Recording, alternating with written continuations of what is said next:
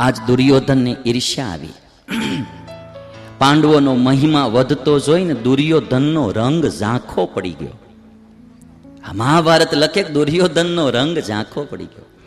તમે જોજો બધા, ક્યારેક તમે માર્કિંગ બી કરજો, તમારા જીવનમાં આવી હોય તો. સભામાં બેઠા હોય આપણે અને એમાં જેની આરે આપણે જરાક રાગ દ્વેષ રહેતો હોય ને એ માણાનું સન્માન થાય ને એટલે એ હરખાતો હોય ને આપણે ડીમ થતા જતા હોય.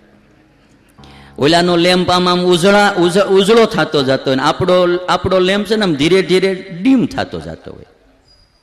સમજી લેવું, કોઈનું સન્માન થાય, કોઈની પ્રગતિ થાય, કોઈ આગળ જાય અને આપણે જો આમ થોડાક ઝાંખા પડતા હોઈએ તો સમજવું માલપા ઈર્ષ્યા આવી છે.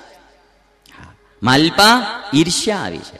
અને કોઈનું સન્માન જોઈ આપણા મુખ ઉપર પ્રસન્નતા પ્રસરી જાતી હોય તો સમજવું કે મારા જીવનમાં મહાનતા આવી છે, કે હું ઈર્ષ્યા એના સન્માનને સારી રીતે પચાવી શકું છું. ઈર્ષ્યા વસ્તુ સારી નથી. બે ત્રણ સૂત્રો તમને ઈર્ષ્યાના હું સંભળાવું. ઈર્ષ્યાળુ મનુષ્યને એટલું દુઃખ પોતાની નિષ્ફળતા પર થતું નથી જેટલું અન્યની સફળતા જોઈને થાય છે. ઈર્ષ્યાળુ માણસને એટલું દુઃખ પોતાની નિષ્ફળતા ઉપર નથી થતું જેટલું બીજાની સફળતા જોઈને થાય છે. આ ઈર્ષ્યા છે. એમાંય કોમ્પિટિશન જેને જેને હોય ને એને બહુ ઈર્ષ્યા હોય.